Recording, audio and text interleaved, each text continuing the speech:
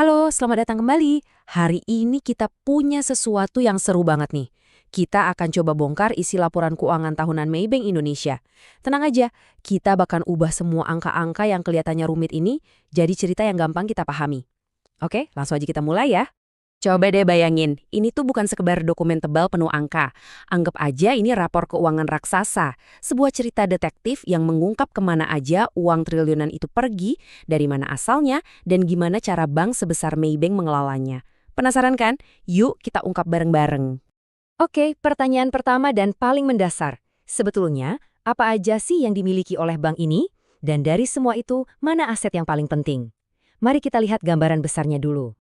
Biar kita semua kebayang skalanya, total aset Maybank Indonesia di akhir 2025 itu mencapai angka yang wow, 193,7 triliun rupiah. Ini adalah jumlah dari semua harta yang dimiliki oleh bank. Gede banget kan? Nah, kalau kita bertanya-tanya isinya apa aja dari aset triliunan tadi, sebetulnya bisnis inti bank itu simple banget, yaitu meminjamkan uang.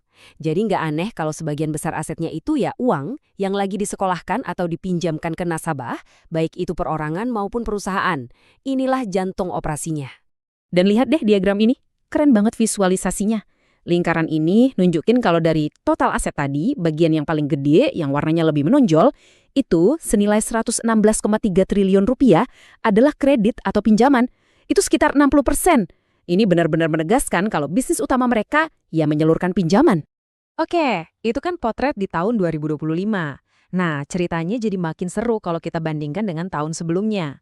Karena disinilah kita menemukan sesuatu yang kontras dan menarik banget soal strategi aset mereka. Nah, ini dia poin kuncinya. Lihat deh, di satu sisi, bisnis inti pinjaman mereka itu sedikit menurun. Tipis banget, cuma minus 0,32%. Tapi, coba lihat sisi kanannya. Aset lainnya justru meroket, naiknya lebih dari 50%. Ini sinyal kuat kalau ada pergeseran strategi yang signifikan. Mungkin mereka lagi cari sumber cuan baru atau mengurangi risiko. Pergeseran tadi ternyata nggak cuma terjadi di aset secara umum loh. Kalau kita gali lebih dalam ke salah satu aset paling cair, yaitu uang tunai atau giro, kita bakal lihat pergerakan yang nggak kalah strategis.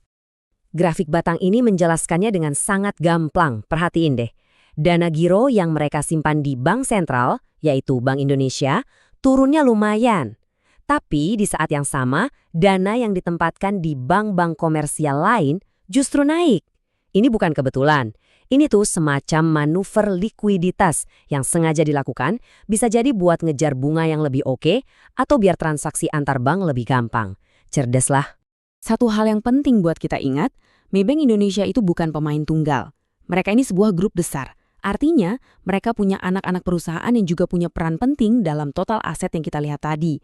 Nah, salah satu pemain utamanya adalah perusahaan pembiayaan yang mungkin namanya udah nggak asing lagi buat kita, yaitu WOM Finance. Yuk kita lihat sekilas kontribusinya. Tabel ini merangkum semuanya dengan ringkas. Jadi, WOM ini bisnisnya di pembiayaan konsumen, punya total aset 7,37 triliun rupiah, dan Maybank itu pemilik saham mayoritasnya sampai 67,49%. Artinya, aset milik WOM ini juga ikut menyumbang ke total aset grup Maybank secara keseluruhan. Oke, kita udah bahas panjang lebar soal apa yang bank miliki. Sekarang, mari kita putar pertanyaannya. Duit sebanyak itu sebetulnya datang dari mana? Nah, jawabannya ada di sisi neraca yang lain, yaitu liabilitas. Gampangnya, liabilitas itu semua kewajiban atau utang bank ke pihak lain, terutama ya ke nasabahnya. Betul sekali. Intinya, sebuah bank itu bisa beroperasi ya karena pakai uang nasabah yang dipercayakan ke mereka. Kepercayaan ini ibarat bensin yang bikin mesin bank bisa terus jalan. Ini sumber pendanaan yang paling fundamental. Grafik ini nunjukin dua sumber dana utama dari nasabah. Dan yang menarik, ternyata dana dari rekening tabungan biasa yang jumlahnya mencapai 61,5 triliun rupiah itu lebih besar daripada deposito berjangka. Ini artinya Maybank punya basis nasabah retail yang kuat dan loyal. Oke, kita udah lihat berbagai potongan puzzle dari laporan keuangan Maybank. Kita udah lihat asetnya, pergeserannya, sampai sumber dananya. Sekarang, waktunya kita satukan semua kepingan itu jadi sebuah gambaran yang utuh.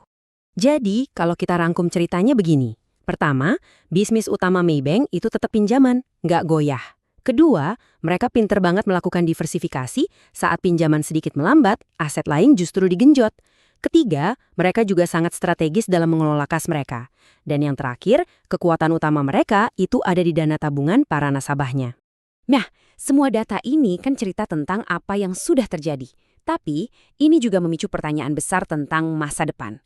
Dengan semua dinamika ini, kira-kira apa ya langkah strategis Maybank selanjutnya? Ini yang bakal seru banget untuk kita amati bareng-bareng ke depannya. Terima kasih sudah menyimak.